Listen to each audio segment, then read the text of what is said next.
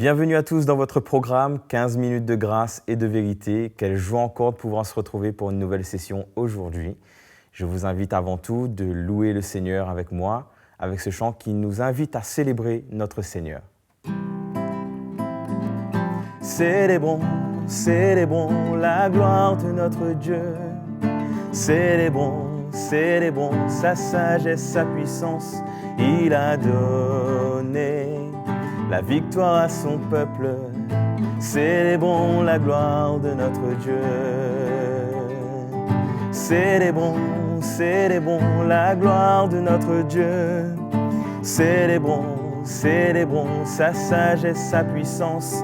Il a donné la victoire à son peuple. Célébrons la gloire de notre Dieu. Il y a tant de joie dans sa présence, il y a tant de joie dans l'esprit de notre Dieu. Célébrons la gloire de notre Dieu. Célébrons sa sagesse, sa puissance. Il a donné la victoire à son peuple. Célébrons la gloire de notre Dieu.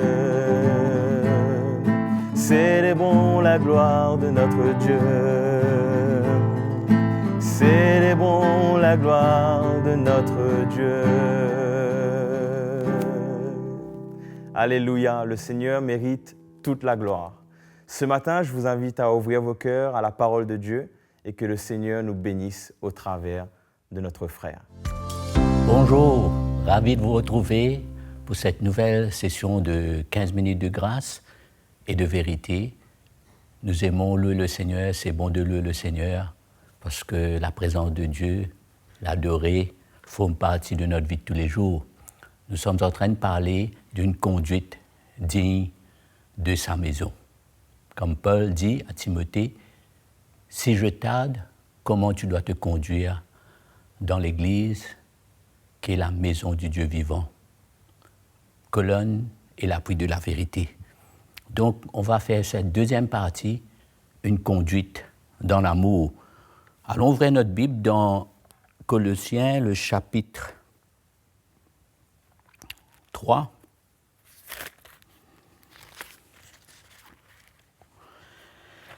Paul toujours écrit à l'Église et il dit dans Colossiens, le chapitre 3, verset 12, nous lisons à partir du verset 12, il dit « Ainsi donc, comme des élus de Dieu, saints et bien-aimés, revêtez-vous d'ardente compassion, de bonté, d'humilité, de douceur, de patience.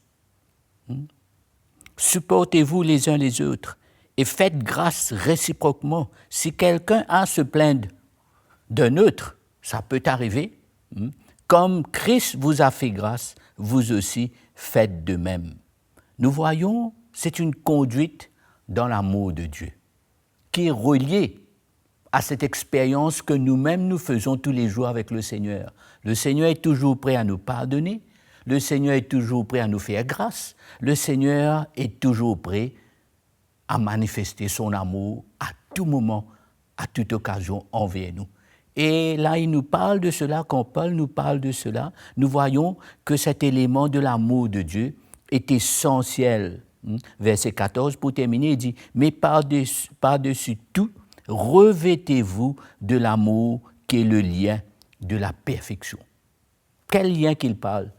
C'est cette relation qu'on est appelé à construire. L'Église, on a déjà parlé de ça, c'est une famille. Dans une famille, cette relation, ce lien de cœur, c'est pas de noms, c'est pas des mots, des paroles, mais nos cœurs sont tissés ensemble. Malgré que souvent il peut y avoir un malentendu, il peut y avoir une confrontation, ça c'est OK. Mais quand cet amour est là et ce cœur du Seigneur est là au milieu de nous, c'est pourquoi l'amour de Dieu, se conduire dans l'amour de Dieu par l'œuvre que Christ fait en nous, cela est essentiel dans la maison, dans l'Église, qui est la famille, la maison, colonne et l'appui de la vérité.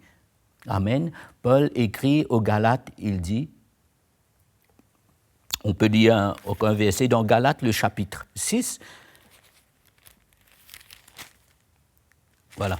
Paul dit à partir du verset 1er, il dit « Frère, si un homme vient d'être surpris », ça c'est un autre aspect de l'amour de Dieu. Bien sûr, il y a tellement à parler de l'amour de Dieu, on pourra pas, je suis sûr que vous comprenez qu'on ne pourra pas tout couvrir, mais on va mentionner quelques points essentiels. Et là, en parlant de l'amour de Dieu dans notre conduite dans l'Église, Paul écrit, dit « Frère, si un homme vient à être surpris en quelque faute, vous qui êtes spirituels, redressez-le avec un esprit de douceur, prends garde à toi-même, de peur que toi aussi, tu ne sois tenté. » C'est ça. Et après, bien sûr, il va dire, portez les fardeaux les uns des autres et vous accomplirez ainsi la loi du Christ. La loi du Christ, c'est quoi?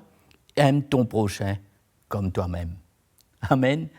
Aime ton prochain comme toi-même. Cet amour du Seigneur, nous voyons, doit être présent dans tout, dans notre vie. Quelqu'un a fauté?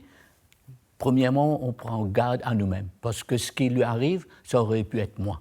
Donc, c'est là que je viens avec le cœur de Jésus, parce que Pierre, nous allons voir aussi, Pierre nous parle comment l'amour couvre une multitude de fautes, de péchés. C'est pourquoi cet élément de l'amour de Dieu au milieu de nous, mes frères et sœurs, est essentiel et nécessaire. Et nous savons encore une fois, ce n'est pas de trop de se rappeler que cela ne peut être produit en nous, ne peut venir en nous que par l'œuvre du Saint-Esprit, par la révélation que l'Évangile, le message de l'Évangile emmène au milieu de nous.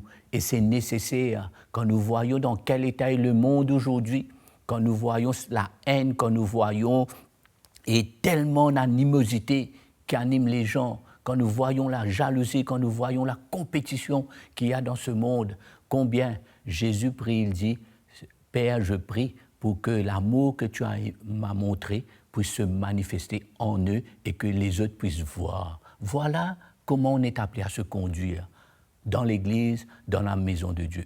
Et Paul était clair. Il avait fait cette recommandation. Il ne pouvait pas s'empêcher de mentionner à Timothée que cet élément de l'amour de Dieu au milieu de nous dans l'Église, aujourd'hui, dans l'Église, souvent, malheureusement, on peut avoir toutes sortes d'attitudes, de réactions, mais nous remercions le Seigneur qu'au fur et à mesure que sa parole gagne nos cœurs, que l'Évangile vienne se manifester en nous, nous ressentons la grâce de Dieu. Et Pierre nous dit, je vais vous lire ce verset-là, dans 1 Pierre, le chapitre 4.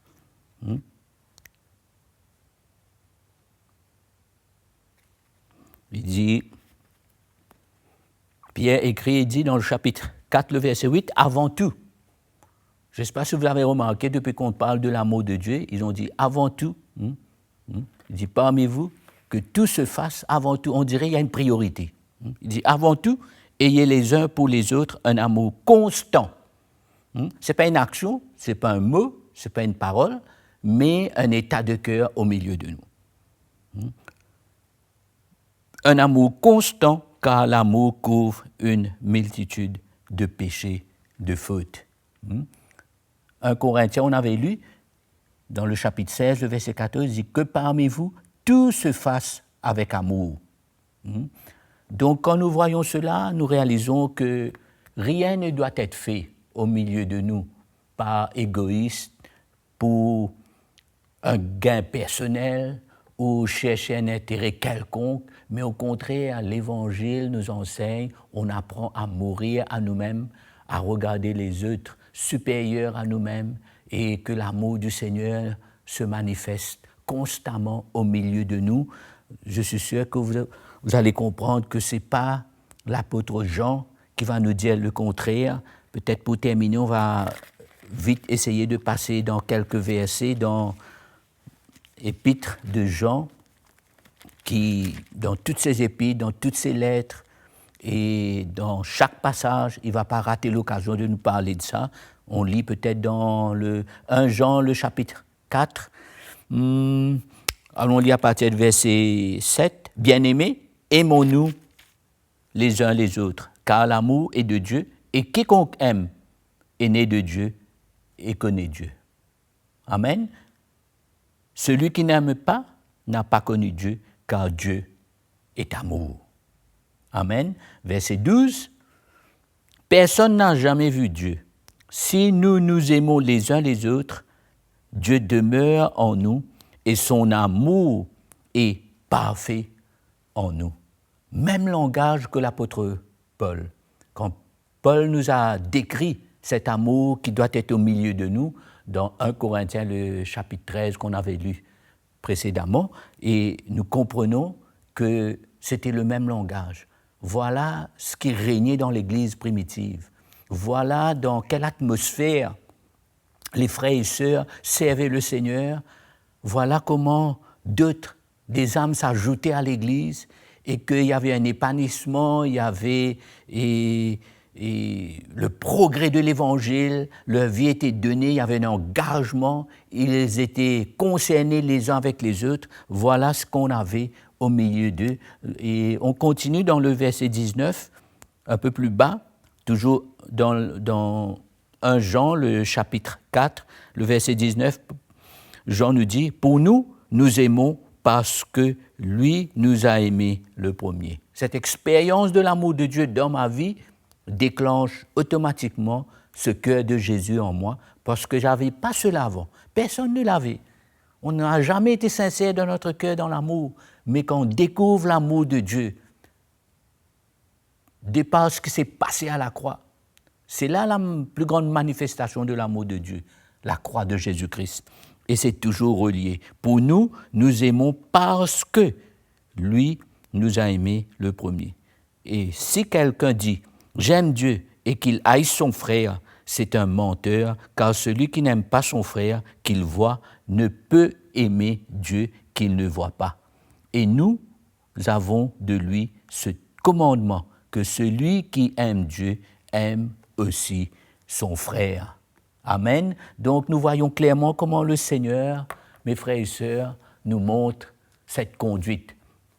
Et Paul, l'apôtre Paul, dans toutes ses recommandations à Timothée, à Tite et à tous ceux qui ont été dans l'équipe avec lui, Paul ne manquera jamais l'occasion de se rappeler, parce que tout cela forme partie de notre conduite, de ce qui a besoin de se passer. Au fait, ce que Dieu veut, ce que nous, qui sommes le peuple de Dieu, nous qui sommes la famille de Dieu, nous qui appartenons au Seigneur, nous qui avons reçu un message, ce message est venu à nous quand nous avons compris qu'est-ce qui s'est passé à la croix, dans les souffrances, la mort et la résurrection de Jésus. Manifestation extraordinaire de l'amour de Dieu pour l'humanité.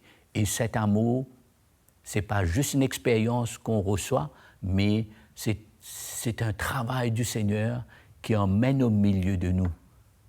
Amen. L'Église, notre relation dans la famille doit être un endroit favorable pour qu'on puisse grandir, pour qu'il y ait le pardon, pour qu'il y ait la grâce de Dieu, pour qu'il y ait tout ce qui est nécessaire pour que chacun puisse grandir dans le plan de Dieu, une conduite dans l'amour de Dieu. Que le Seigneur vous encourage par ces quelques paroles et je vous retrouve à très bientôt. Merci. Je suis sûr que vous avez été bénis aujourd'hui par la parole de Dieu. Aimez et partagez cette vidéo autour de vous. N'oubliez pas, abonnez-vous à notre chaîne YouTube CTMI. Et si vous voulez nous écrire, nous envoyer un témoignage, écrivez-nous à l'adresse qui s'affiche maintenant même sur vos écrans. Je vous dis à la prochaine session et que le Seigneur vous bénisse.